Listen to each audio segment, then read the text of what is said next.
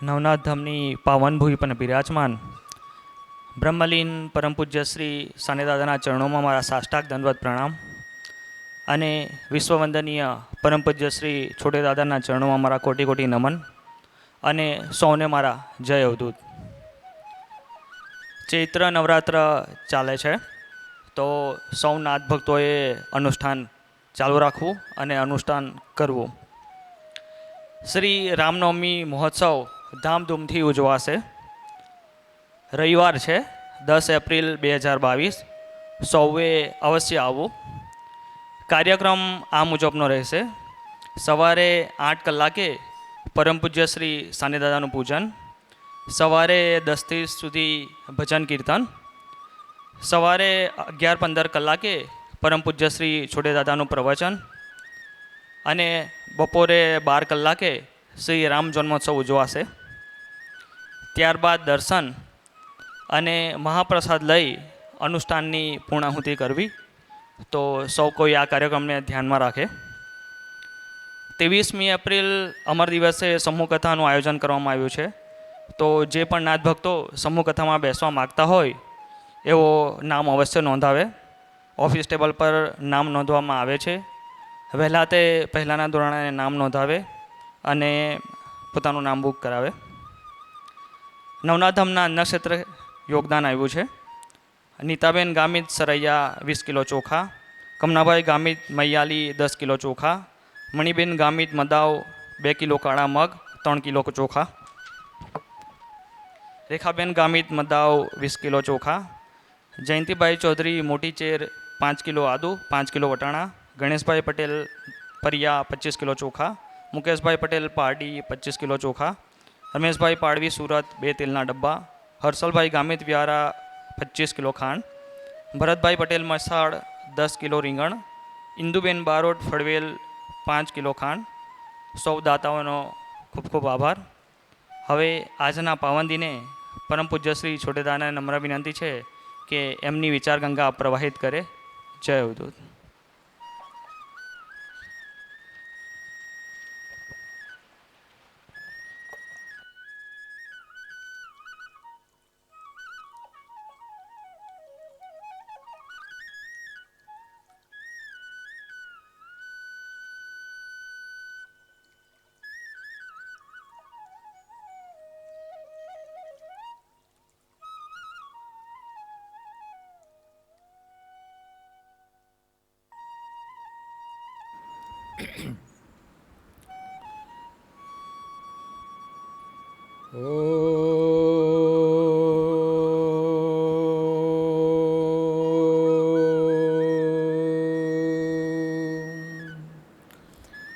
काली काली महाकाली, कालिके पापनाशिनी, कालिकराली निष्क्रान्ते,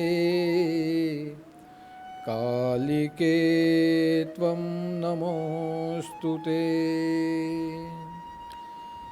काली काली महाकाली,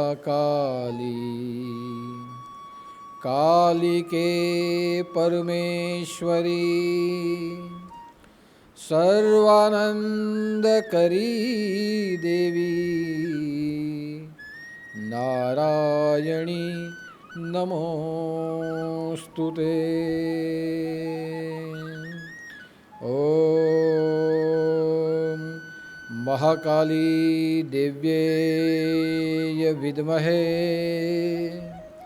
प्रचंड नाथ शक्ति स्वरूपाय धीमहि तन्नो भद्रकाली प्रचोदयात्.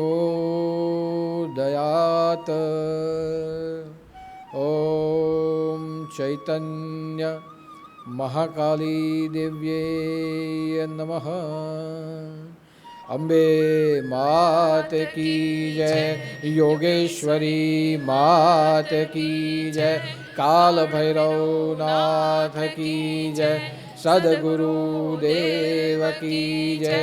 नवनाथ चिंतन श्री गुरुदेव दत्त, अलख निरंजन। आदेश आदेश आदेश।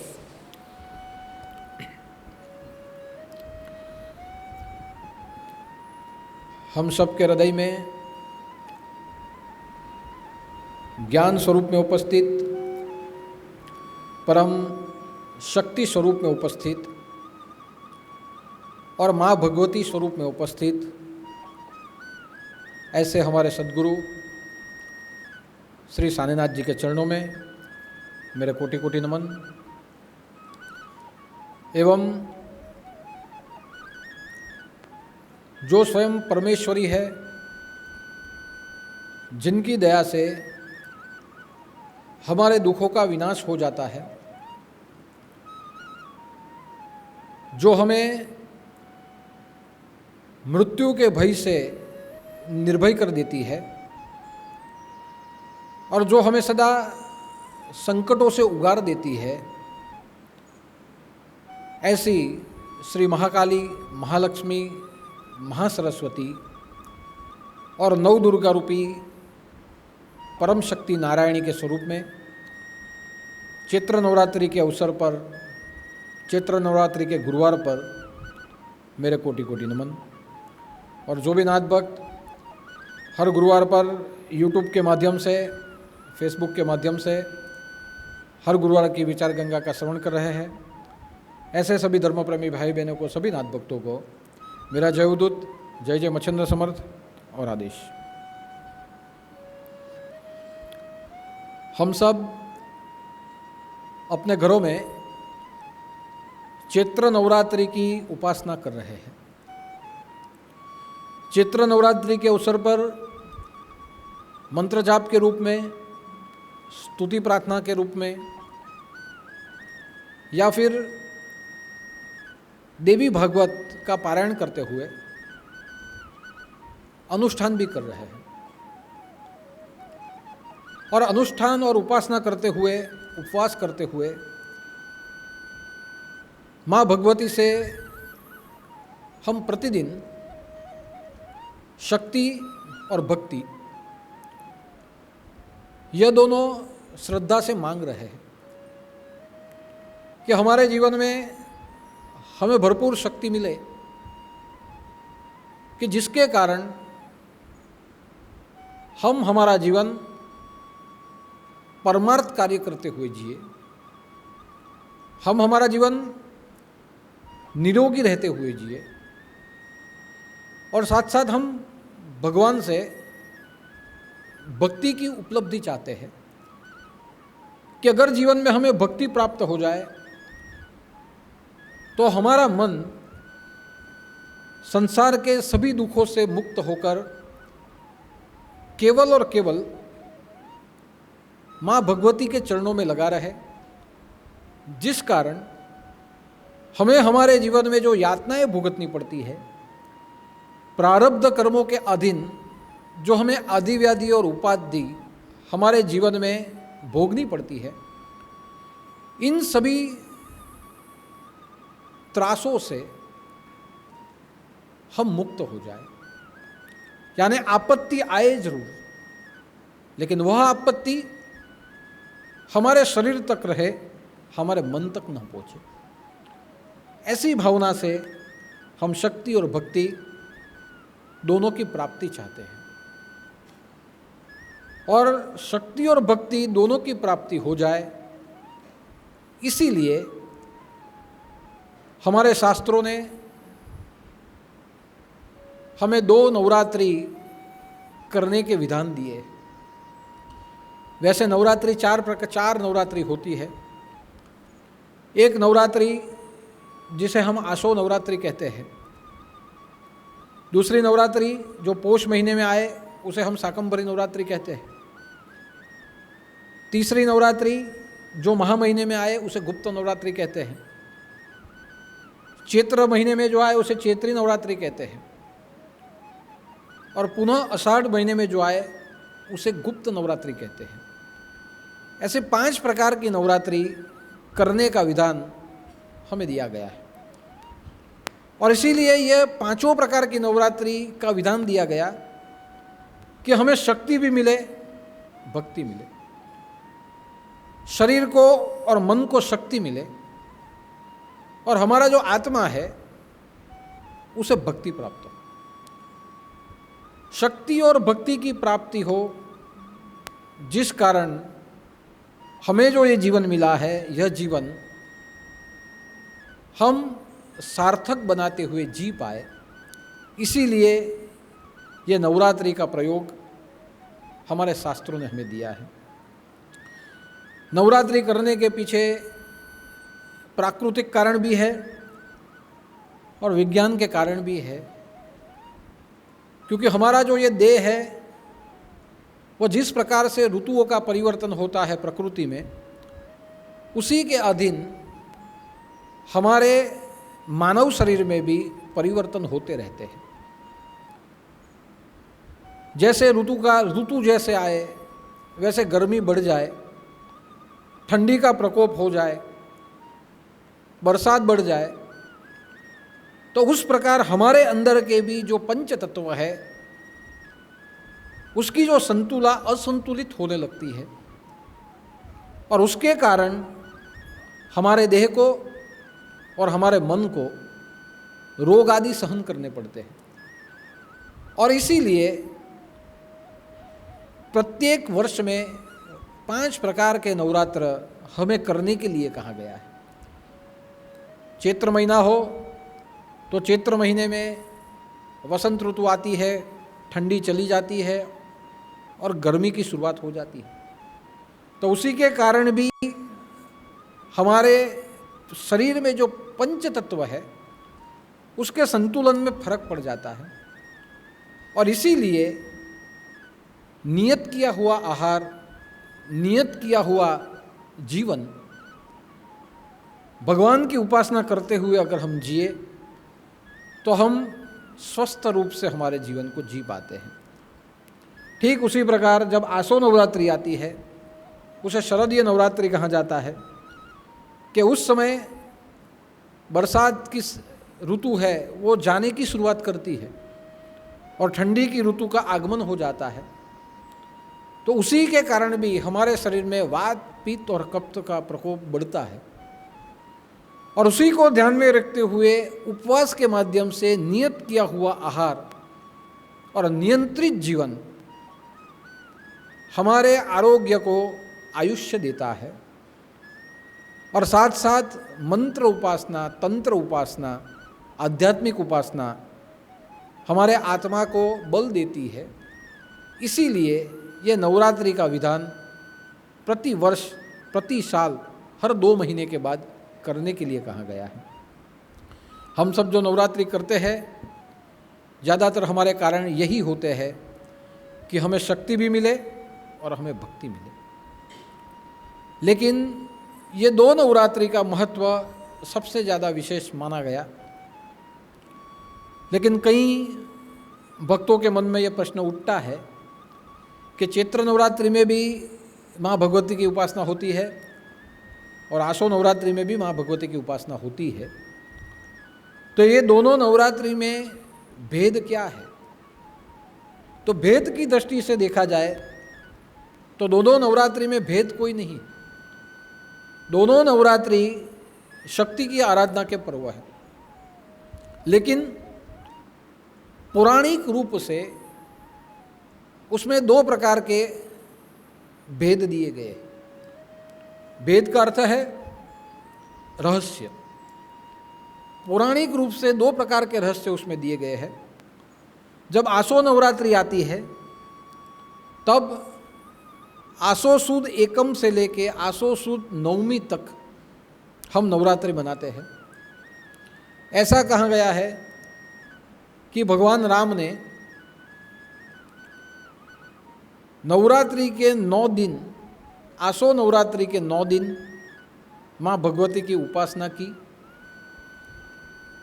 और 10वें दिन रावण का वध किया।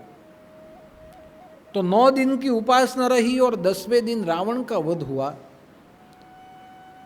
इसीलिए उस दिन विजयादशमी मनाई जाती है। लेकिन पहले 9 दिन की उपासना में शक्ति की प्राप्ति और उसके बाद सामर्थ्य दिखाया गया, शौर्य दिखाया गया और रावण को मारा गया। दूसरा कि जब महिषासुर ने यह पूरी सृष्टि के ऊपर उत्पात मचाया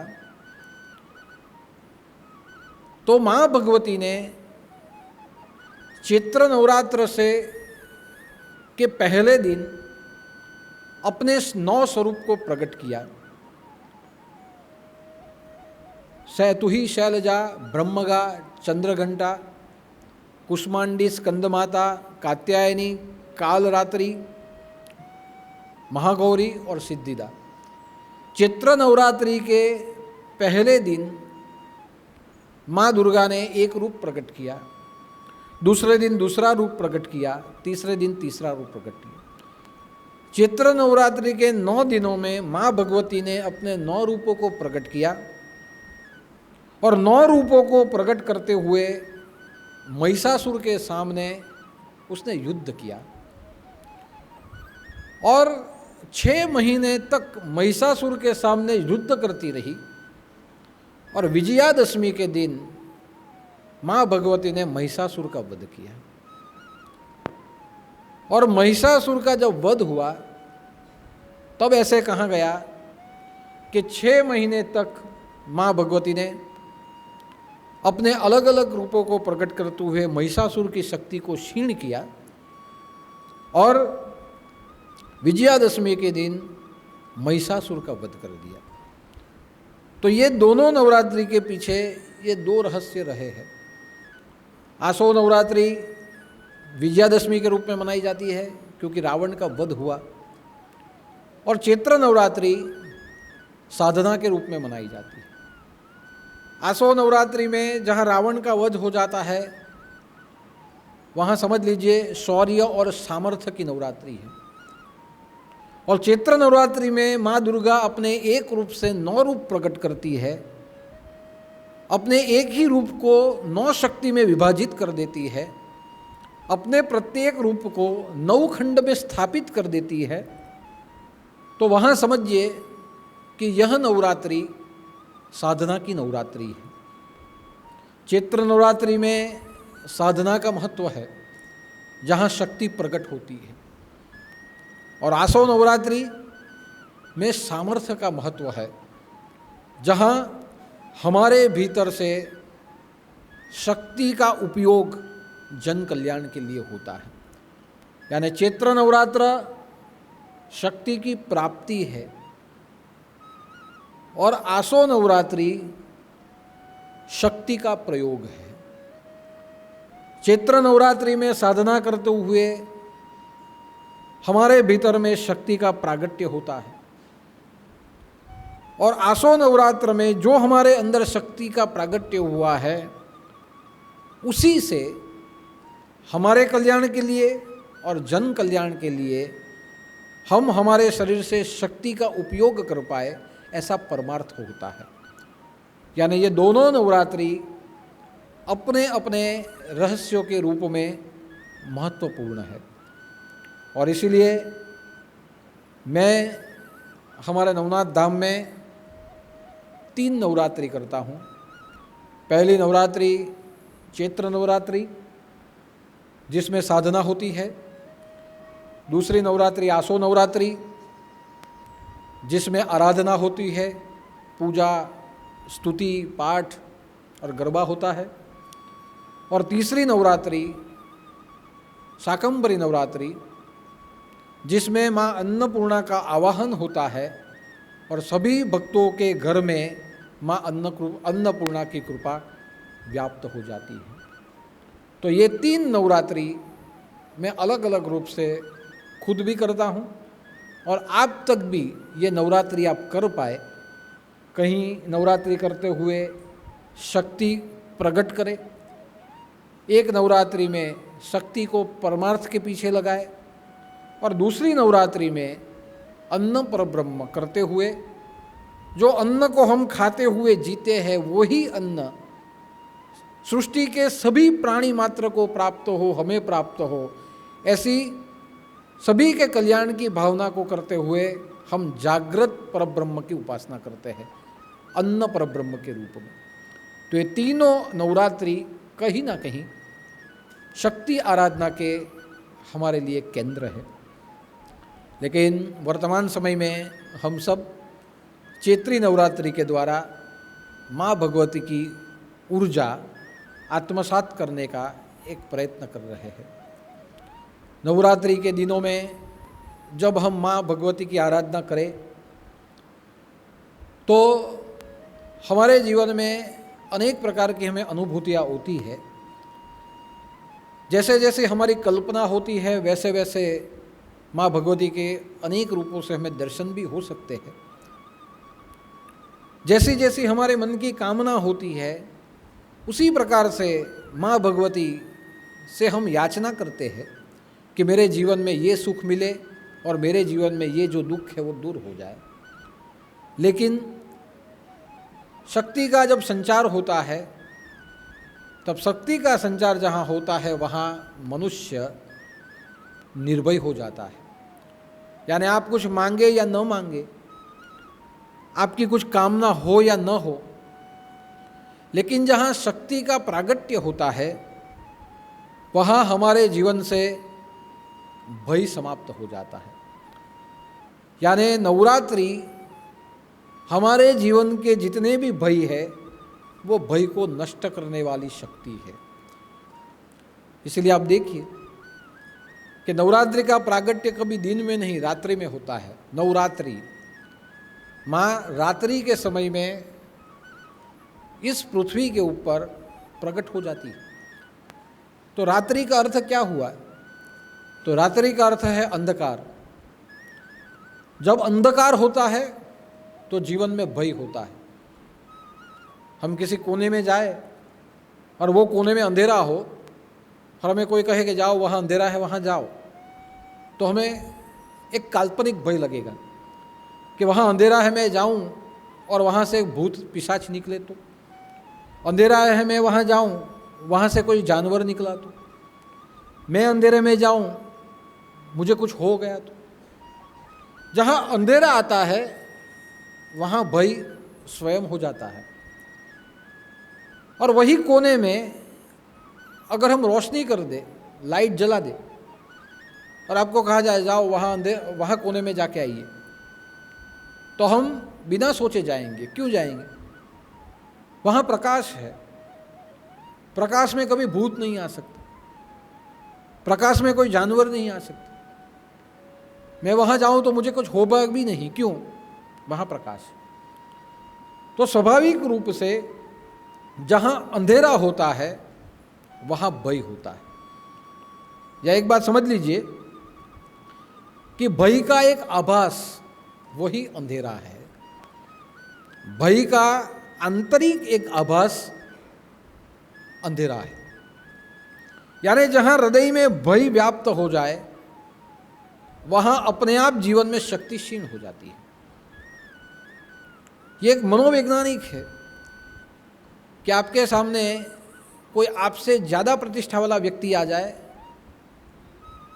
तो हम भयभीत होते हैं, इनसिक्योर हो जाते हैं कि ये जो सामने है मुझसे अधिक पैसे वाला है, ये जो सामने है मुझसे अधिक बलवान है। और जहाँ ये मन में आ जाए वहाँ भय आए, जहाँ भय आ जाए वहाँ अंधकार आए, और जहाँ अंधकार आ जाए वहाँ हमारी बुद्धि स्थूल हो जाती है, वहाँ हमारा आत्मबल अपने आप क्षीण हो जाता है। इसलिए नवरात्रि में आप कुछ मांगे या न मांगे, आप चाहे न चाहे, लेकिन जहाँ शक्ति का प्रकट्य हो जाता है वहाँ भय समाप्त हो जाता है। और इसीलिए नवरात्रि में माँ दुर्गा रात्रि के प्रहर में यह सृष्टि के ऊपर अवतरित होती है। और रात्रि का अर्थ होता है अंधकार, अंधकार का अर्थ होता है भय। आप देखिए हमारे जीवन में अनेक प्रकार के भय है। एक भय होता है सामाजिक भय, कि हम कुछ करें समाज क्या कहे, हमारी ओर से कुछ गलत हो गया तो क्या होगा, एक सामाजिक भय।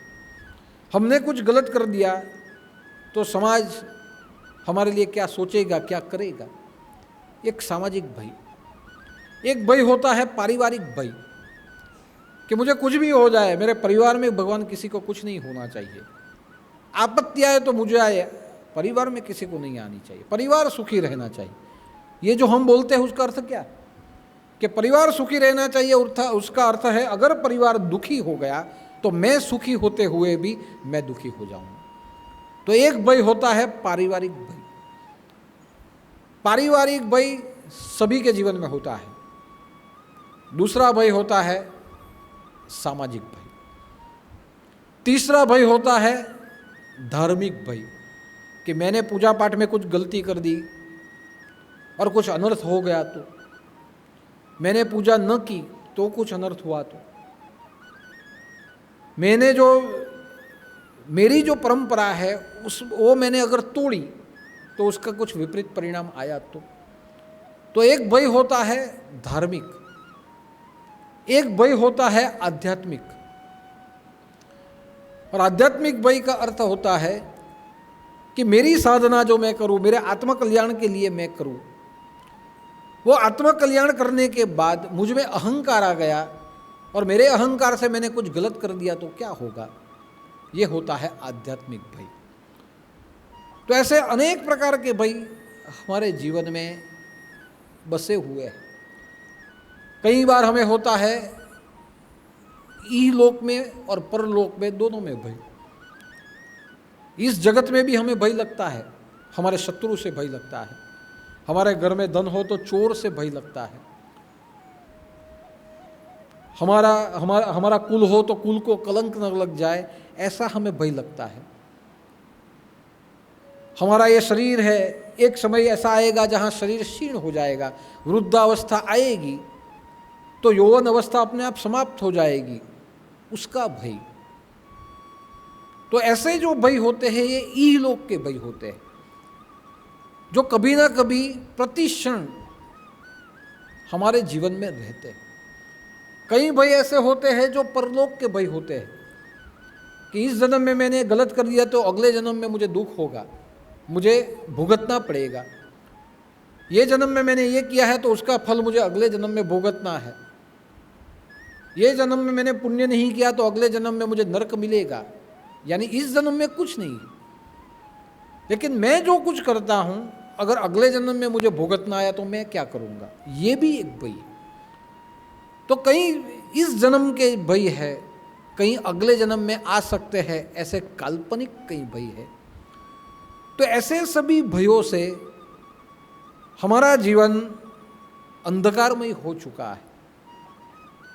कई जगह पे भय है जो योग्य है, लेकिन कई जगह पे भय ऐसे है जो बिना कारण हमें होते हैं और उसी में हमारी शक्ति क्षीण हो जाती है। धर्म के विषय में भय हो तो अच्छा है कि हम धर्म का उल्लंघन नहीं करेंगे। अध्यात्म में भय हो तो अच्छा है कि हमारे जीवन में कभी अहंकार नहीं आएगा। तो ऐसे कई भय हो वो अच्छे हैं, कि मैंने कुछ गलत कर दिया तो मेरे परिवार का क्या होगा, ऐसे कई भय अच्छे हैं। लेकिन कई भय जो ऐसे हैं जो बिना कारण हमारे जीवन को सताते हैं। और इसलिए कहा गया कि सबसे बड़ा अगर जीवन में कोई भय हो तो सबसे बड़ा भय है मौत का भय, कि मुझे कुछ हो गया, मैं मर गया। ये मौत का भय ये सबसे भयानक भय। और जीवन में दूसरा भय है रोग का भय, कि मुझे रोग लगा और मुझे पीड़ा हुई तो। रोग का भय ये वेदना का भय है, और मृत्यु का भय जीते जी हमारे जीवन की समाप्ति का भय। रोग अगर हुआ है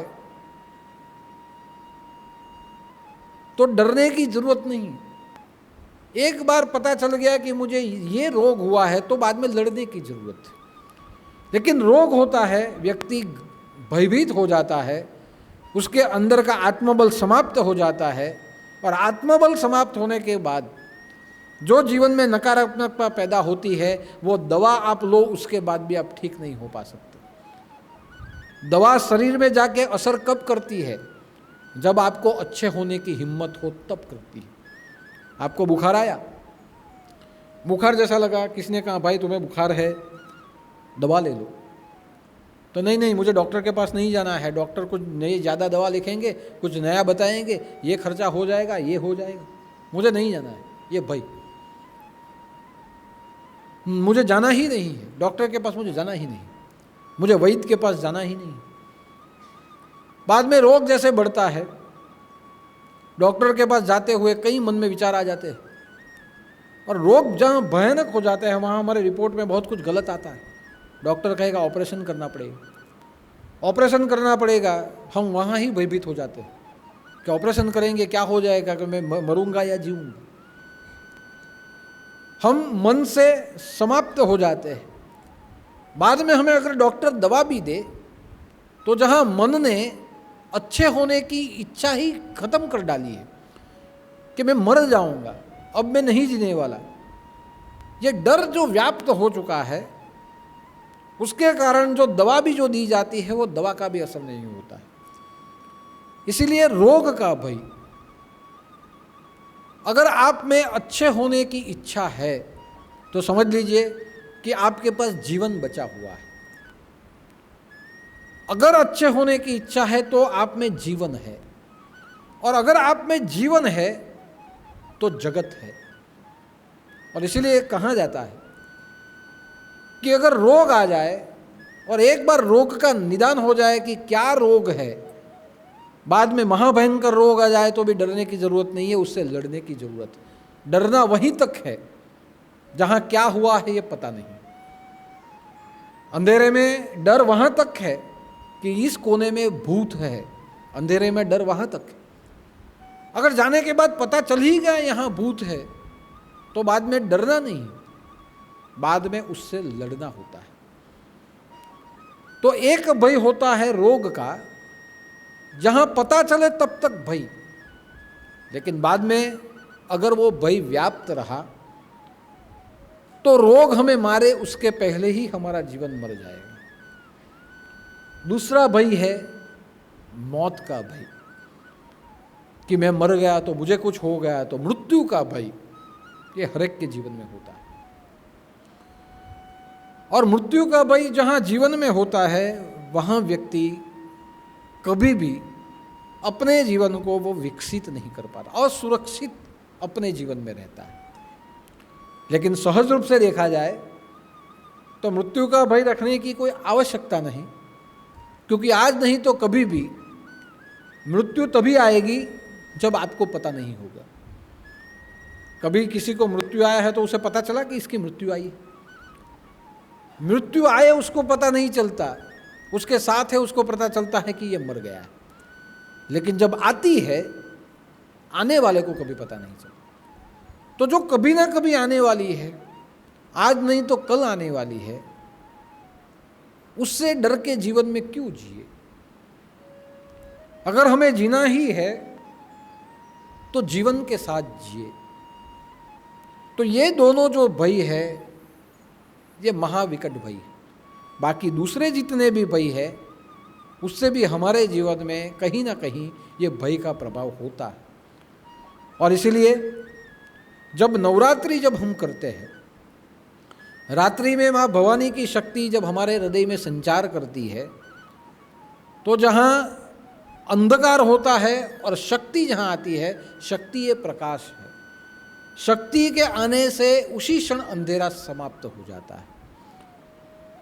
ठीक वैसे ही नवरात्रि में जब आप उपासना करो, और नवरात्रि में जब उपासना करो आपके हृदय में माँ भगवती की शक्ति का संचार हो, तो कुछ मांगो या न मांगो, मानो या न मानो, हमारे जीवन में जितने भी भय है वो अपने आप नष्ट होने लगते हैं। हमारे जीवन में जो अज्ञानता है, भय का कारण है अज्ञानता।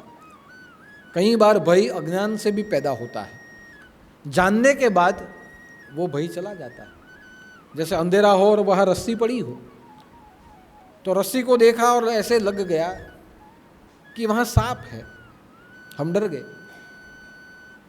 लेकिन वहाँ प्रकाश डाला और देखा कि सांप नहीं, रस्सी है, हमने जाके रस्सी को उठा ली। तो भय का कारण क्या था? भय का कारण था अज्ञानता, कि जाना नहीं था तो भय था। ज्ञान आ गया तो कितने भी ऐसे संशय जितने थे वो सब वहाँ से समाप्त हो गए। तो जब माँ भगवती की शक्ति प्रकट होती है तब अज्ञान के अंधकार यानी अज्ञान का भय चला जाता है। अज्ञान जहाँ चला जाए वहाँ भ्रमित करने वाले जितने भी भय है वो भय का नाश हो जाता है। और जहाँ भय का नाश हो जाए और जहाँ शक्ति प्राप्त हो जाए वहाँ हमारे जीवन में निर्भयता फैल जाती है। और जहाँ निर्भयता हमें प्राप्त हो वहाँ समझ लीजिए वहाँ मृत्यु समाप्त हो जाती है। वहाँ जीवन से मौत समाप्त हो जाती है।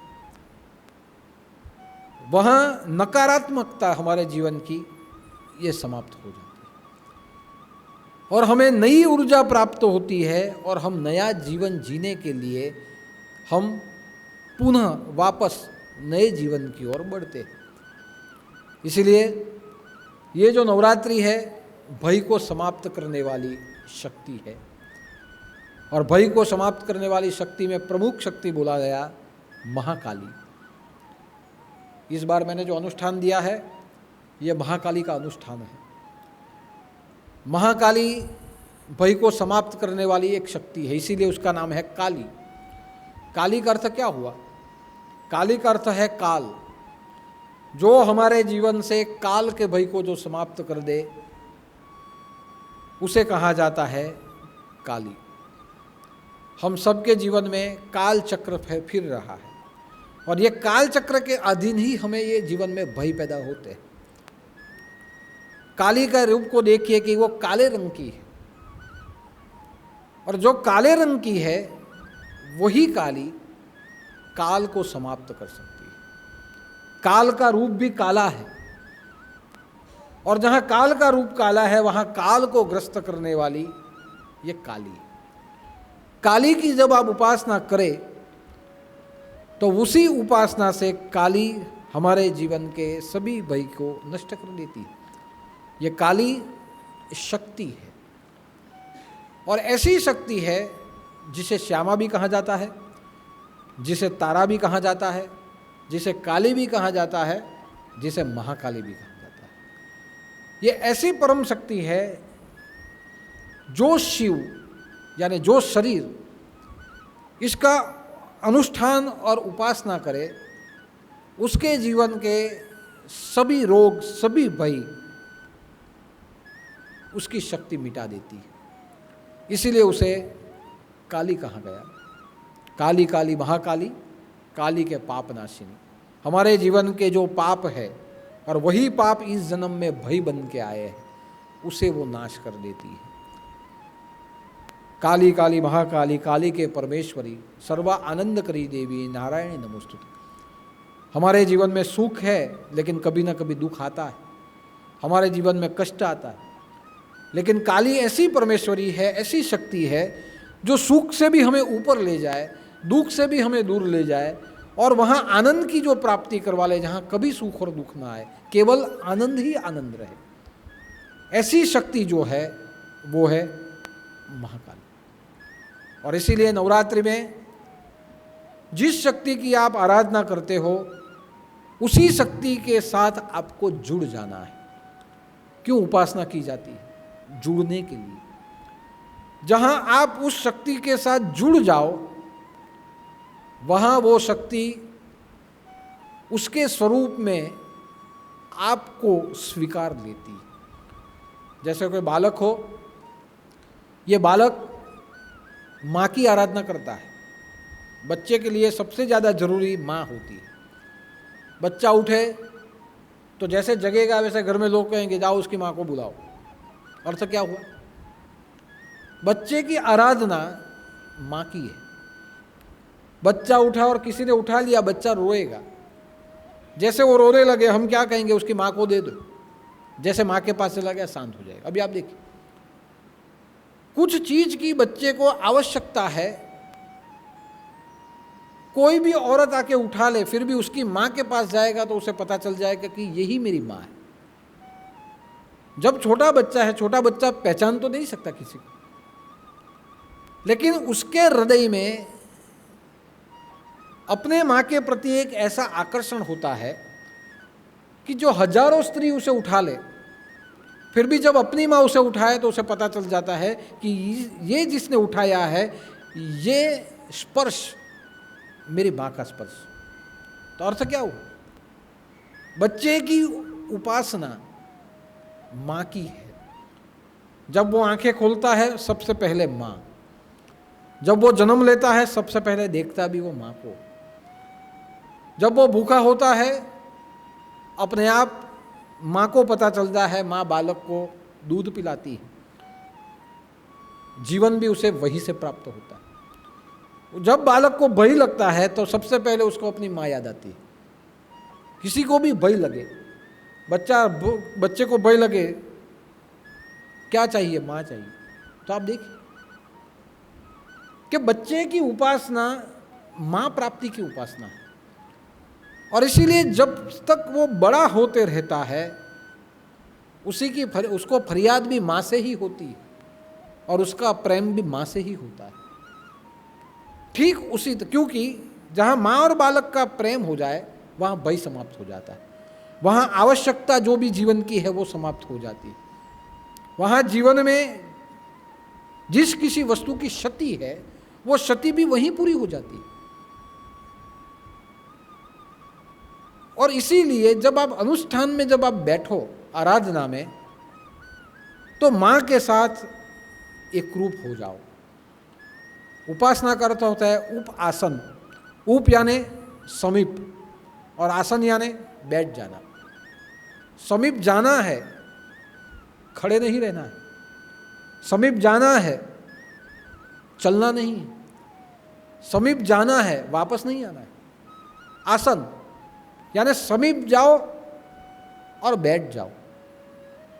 जैसे बच्चा दौड़ता हुआ माँ की गोद में जाता है और सो जाता है, तो उपासना का अर्थ होता है शक्ति के समीप जाओ, बैठ जाओ। जहां बैठ जाओ वहां आप ठहर जाते हो, वहां ठहर जाओ। और जहां ठहर जाओ वहां शांत हो जाओ। जो ठहरता है वो शांत हो जाता है। पानी जब तक बहता है तब तक वो बहते रहता है, लेकिन पानी जहां ठहर जाता है वहां शांत हो जाता है। तो वहां आसन, ठहर जाओ, शांत हो जाओ। और जहां आप शांत हो जाओ वहां शून्य हो जाओ। यानी जाना, बैठना, ठहरना, शांत हो जाना और शून्य हो जाओ। और जहां शून्य हो जाओ वहां क्या होता है? आध्यात्मिक रूप में समाधि। वहां शून्य, कुछ भी नहीं। तो जब आप उपासना करो तो उसके साथ जुड़ जाओ। और जहां आप उसके साथ जुड़ जाते हो, आपके अंदर का जितना भी कुछ गलत विकार है, आपके जितने भी कष्ट है, वो स्वीकार लेती है। एक बार स्वामी रामकृष्ण परमहंस ये काली की उपासना करते थे, परम काली के भक्त थे। और रामकृष्ण परमहंस के जैसा आज तक इस दुनिया में कोई माँ भगवती का भक्त नहीं हुआ। रामकृष्ण परमहंस बैठे थे, उनके शिष्यों ने पूछा कि स्वामी जी, भक्ति तो हम करते हैं लेकिन आपके जैसे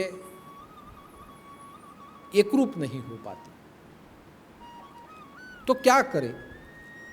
तब रामकृष्ण परमहंस ने कहा कि जब आप हवन करते हो तो हवन में सूखी लकड़ियां जो होती है उसको जलाते हो। अभी मानो कि ये सूखी लकड़ी में एक गीली लकड़ी डाल दी जाए तो क्या होगा? तो सूखी लकड़ी में एक गीली लकड़ी डाल दी जाए तो वो जलेगी नहीं। सूखी जलती रहेगी, गीली जलेगी नहीं।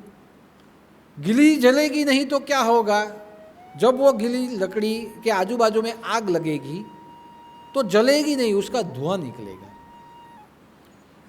अभी धुआं निकलने लगा लेकिन गीली लकड़ी जलती नहीं है। सूखी जलेगी, गीली धुआं निकालेगी।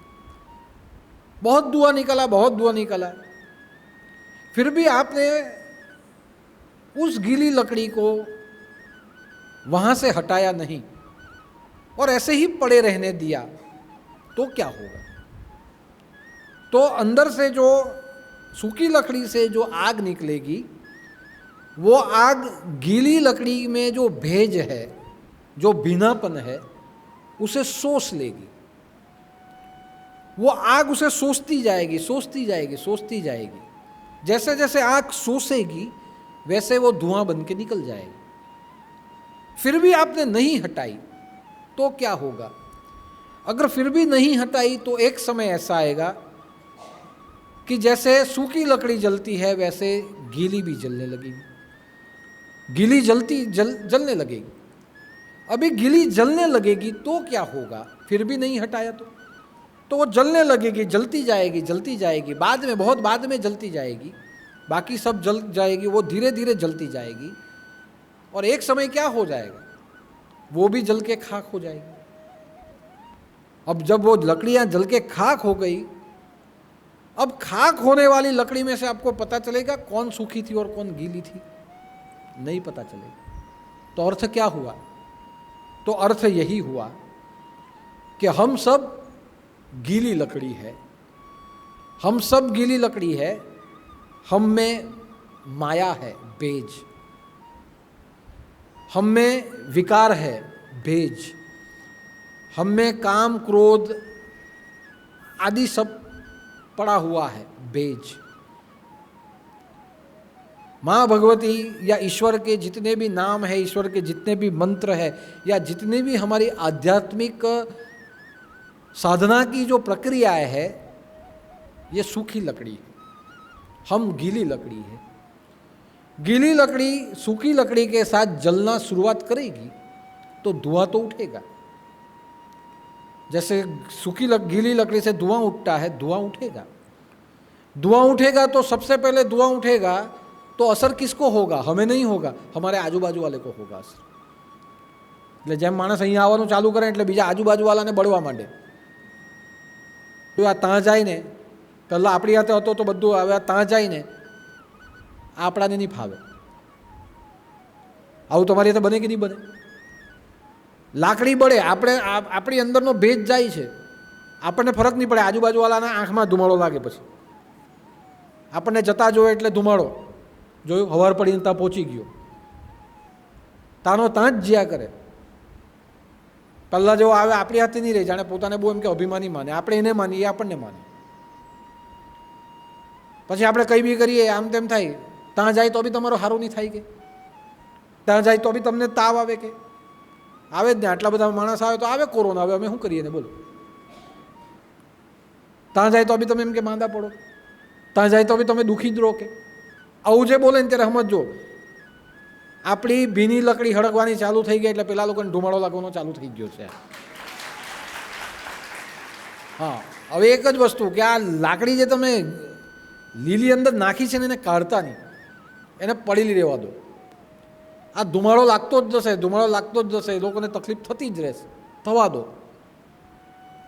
ધીમે ધીમે ધીમે ધીમે ધીમે ધીમે જે ગુરુ કૃપા છે, માં ભગવતીની કૃપા આપણી અંદરની બધી ખરાબી ખેંચી લેશે।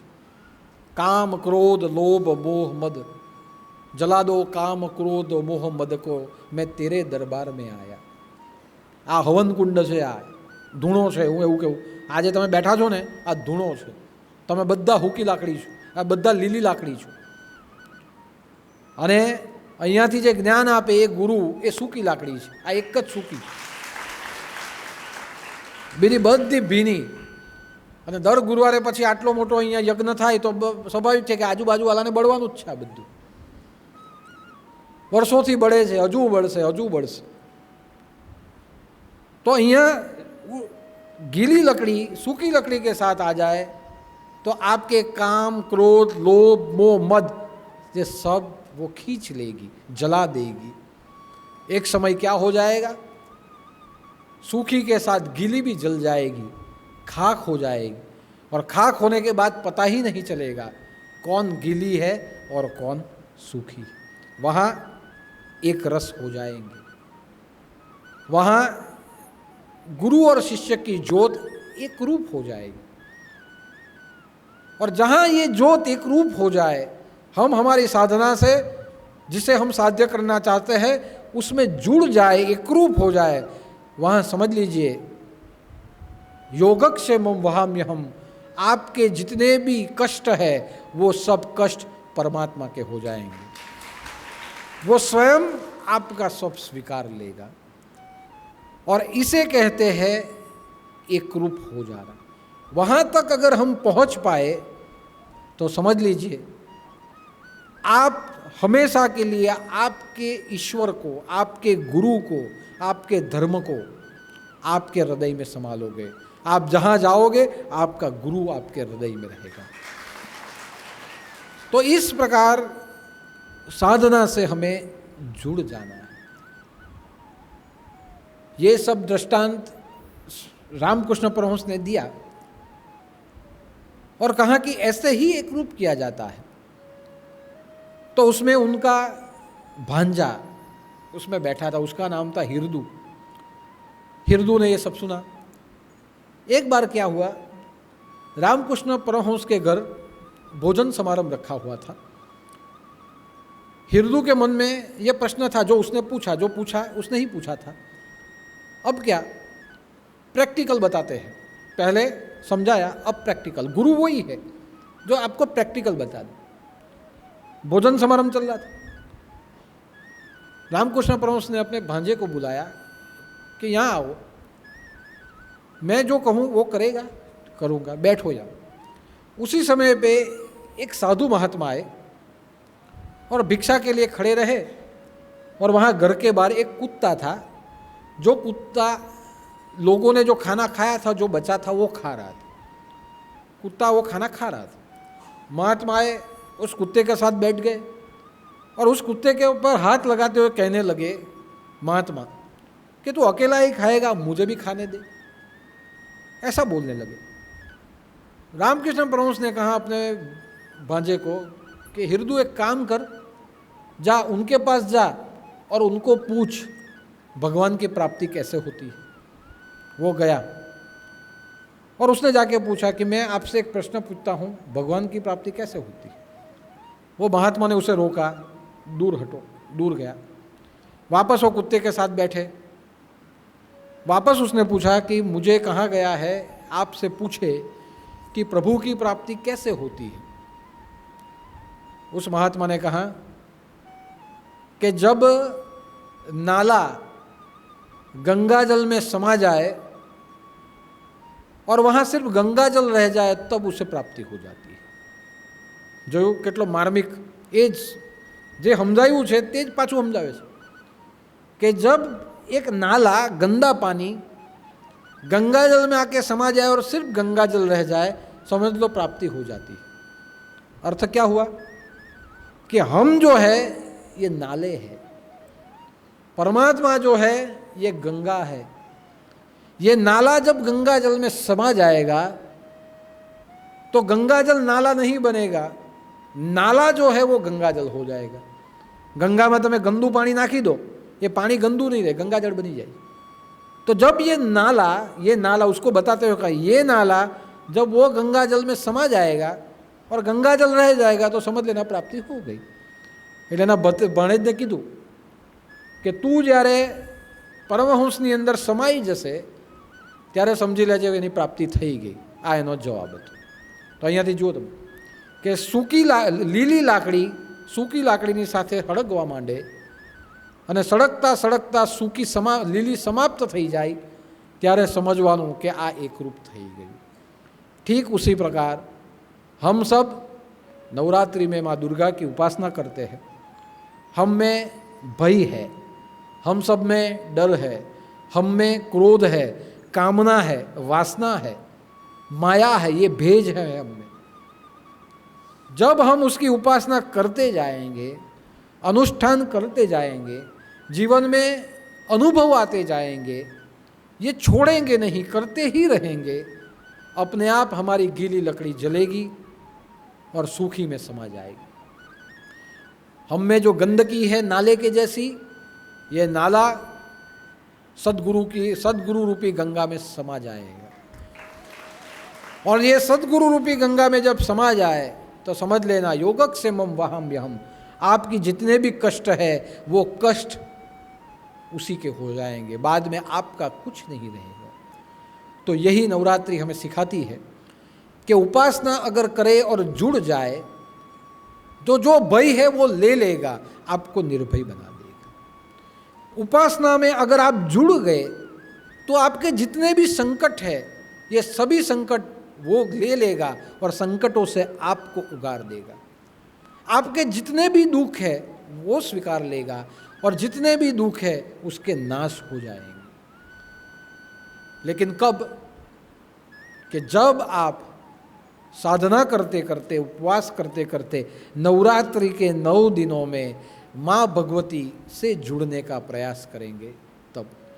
तो हम सब नवरात्रि के 9 दिनों में हर रोज़ एक दुर्गा से जुड़ जाते हैं। आज की दुर्गा है कात्यायनी, छठी दुर्गा कात्यायनी। कात्यायन ऋषि ने जिसकी उपासना की वो कात्यायनी है। ऐसा कहा जाता है कि महिषासुर का जिसने वध किया, वो महिषासुर का वध जिसने किया वो रूप वो कात्यायनी का रूप था। जब वृंदावन में सभी गोपियाँ मन में ऐसा चाहती थी कि हमें कृष्ण मिले, तो सभी गोपियों ने मिलकर माँ कात्यायनी की पूजा की और कात्यायनी की पूजा करके माँ कात्यायनी से प्रार्थना की कि हम तुझे प्रार्थना करते हैं हमारे जीवन में हमें कृष्ण की प्राप्ति हो। और उसकी पूजा करने के बाद शरद पूर्णिमा में महारास रचा गया और वो महारास समझ लीजिए गीली लकड़ी सूखी लकड़ी के साथ जल गई। वहाँ गोपियों को कृष्ण की प्राप्ति हुई, राधा को कृष्ण की प्राप्ति हुई। और कहा जाता है कि रामायण काल में जब माँ सीता स्वयंवर में जाने वाली थी और वहाँ धनुष उठा के महाबली वहाँ सब आने वाले थे, वाटिका में, वन वाटिका में सीता माता ने राम को देखा और सीता माता के मन को हुआ कि राम मुझे मिल जाए या मैं राम से मिल जाऊं। तब जाके माँ सीता ने वही वन वाटिका में माँ जगदम्बा की आराधना की और जगदम्बा की आराधना करते हुए उसे हार पहनाया और प्रार्थना की कि कल स्वयंवर में मुझे कोई और ले जाए, मैं ऐसा चाहती हूँ राम मुझे ले जाए, ये मेरी प्रार्थना है। ऐसी प्रार्थना की। माँ की जो मूर्ति थी वो हंसने लगी और माँ की मूर्ति के ऊपर से जो हार था वो गिर गया।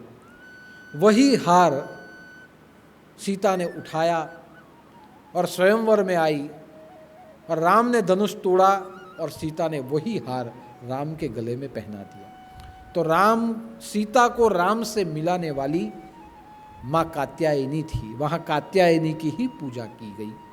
तो आज की छठी दुर्गा जो है ये कात्यायनी है और कात्यायनी के रूप में कहा जाता है तू ही कृष्ण तू ही कात्यायनी, दोनों एक ही है। कृष्ण और कात्यायनी एक, शिव और शिवा एक, ये सब, और काली और महाकाल ये दोनों एक है।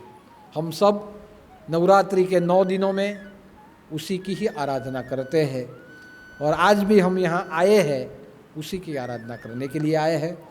तो नवरात्रि के पावन अवसर पर माँ कात्यायनी के चरणों में हम बारंबार प्रणाम करते हैं, माँ काली के चरणों में प्रणाम करते हैं, हमारे सद्गुरु के चरणों में प्रणाम करते हैं, नवनाथ संप्रदाय की योगिक परंपरा के और योगिक शक्ति के चरणों में हम प्रणाम करते हैं और प्रार्थना करते हैं कि हम गीली लकड़ी है, आप सूखी लकड़ी हो, तो आपके साथ हम जुड़ चुके हैं।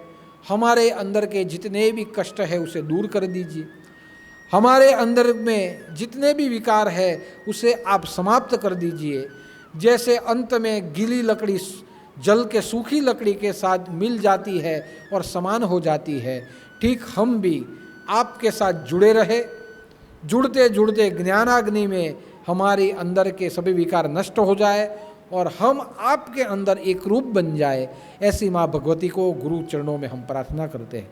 और 25 बार मैंने जो मंत्र दिया है, ओम काल भैरव स्वरूपिणी नमः, उसका हम जाप करते हैं।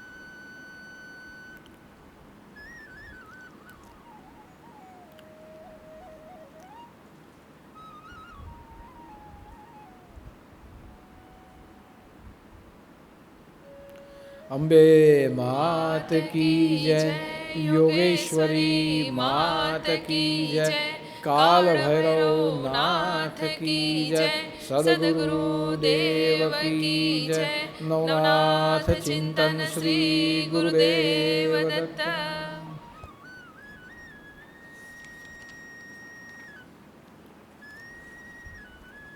આજે ચૈત્ર નવરાત્ર છે અને ચૈત્ર નવરાત્રનો ભંડારો ગુપ્ત ભંડારો છે।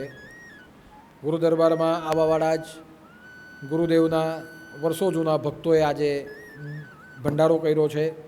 2 ફેમિલીનો આજનો આ ભંડારો છે, પણ એમની એવી ઈચ્છા છે કે આજનો ભંડારો ગુપ્ત રાખવામાં આવે, તો આજનો ભંડારો આ ગુપ્ત ભંડારો છે। આજના ભંડારામાં ખીચડી બનાવી છે, પણ ખીચડી મિક્સ વેજીટેબલ ખીચડી, એટલે શાકંભરીમાં બધું શાક ખવડાવું। આજના દિવસે બધું શાક ખીચડીમાં આપણે નાખી દીધું। અને હું તો એમ જ માનું, આ ખીચડી એટલે શું?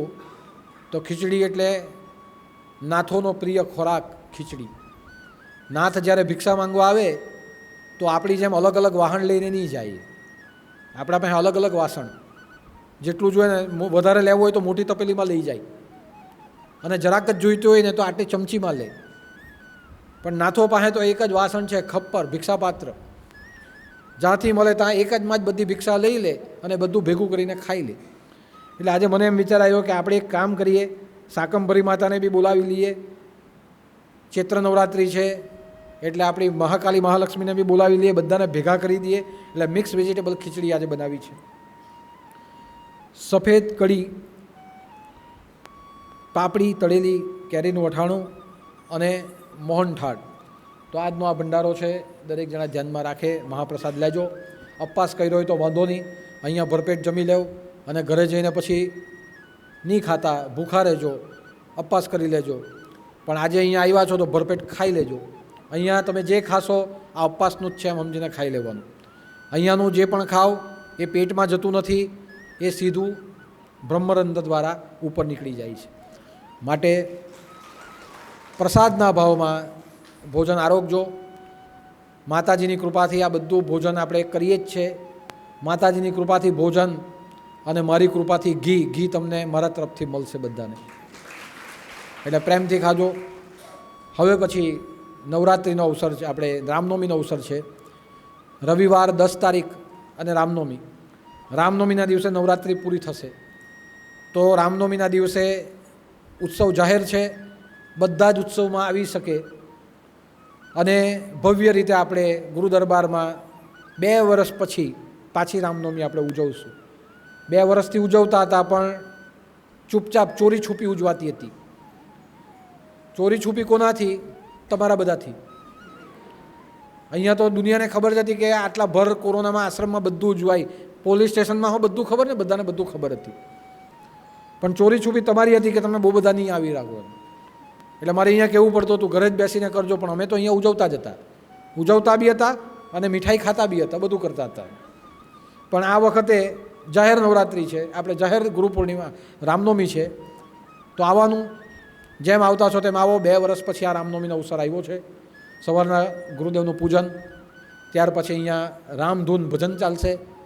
અહીંયા આવીને રામ જન્મ કરશું અને રામ જન્મ પછી પ્રવચન અને પ્રવચન પછી મહાપ્રસાદ.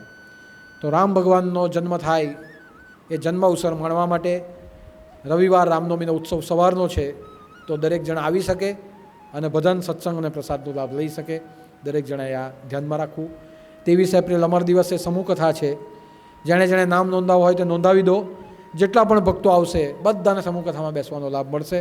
આ અવસર પણ 2 વર્ષ પછી પાછો આવ્યો છે, तो दरेक जना लाभ ले. तो आज के गुरुवार पर बस इतना ही. वहाँ बैठे हुए माँ भगवती के मंत्र का जाप करे, मैंने जो श्लोक दिया है उसका बारंबार पाठ करे.